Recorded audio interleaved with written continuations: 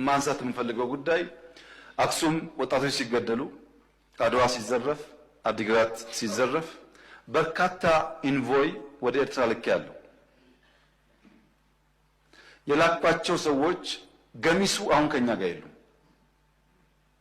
ለምሳሌ ክቡር አቶ ገዱ ያኔ የውጭ ጉዳይ ሚኒስተር ነበሩ።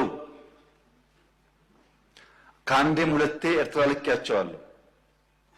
የላኳቸው የትግራይን ህዝቤን አታገሷቅሉ፣ ሀብቱን አትዝረፉ፣ ጸቡ ከቲፒኤልኤፍ እንጂ ከትግራይ ህዝብ አይደለም የሚል ነው። አቶ ገዱ አሁን እኛ ጋር የሉም፣ ግን ክር አላቸው፣ ህሊና አላቸው። ዛሬ ቢደብቁ በታሪክ ውስጥ ይወጣል። ለምን ጉዳይ ነው እንደተነጋገሩ እሳቸውም ያውቃሉ፣ ሻዕቢያም ያውቃል፣ እኛም እናውቃለን። አሉ አልሞቱም። እሳቸው አክሰስ ይደረጋሉ፣ ሊናገሩ ይችላሉ። ለክራቸው ሲሉ ለእምነታቸው ሲሉ ማለት ነው።